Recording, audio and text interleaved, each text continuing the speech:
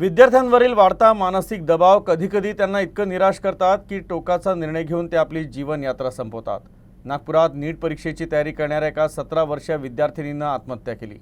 आत्महत्येचं कारण अद्याप स्पष्ट झालेलं नाही, परंतु अभ्यासाच्या तणावातून हे पाऊल उचललं असल्याचा प्राथमिक अंदाज आहे। नागपूरच्या वानाडोंगरी येथील मंगलमूर्ती कॉलनीत राहणारी वैदेही उईके ही नीट परीक्षेची तयारी करत होती। तिचे वडील अनिल उईके नागपूर शहर पोलीस दलात कार्यरत आहे। वैदेहीची मोठी बहीण MBBSचं शिक्षण घेत आहे।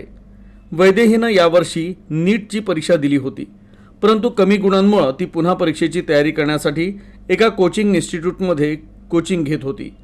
घटनेच्या दिवशी ती नेहमीप्रमाणे ट्यूशनला गेली आणि संध्याकाळी 7 वाजता वानाडोंगरी येथील तिच्या घरी परतली। दरम्यान तिचे पालक बाहेर गेले होते, तेही काही वेळानं घरी पोहोचले। त्यांना वैदेहीची तब्येत बिघडल्याचं दिसलं। त्यानंतर पालक तिला शालिनीताई मेघे रुग्णालयात घेऊन गेले। तपासणीनंतर डॉक्टरांनी सांगितलं की मानसिक तणावामुळे तिची तब्येत बिघडली आहे।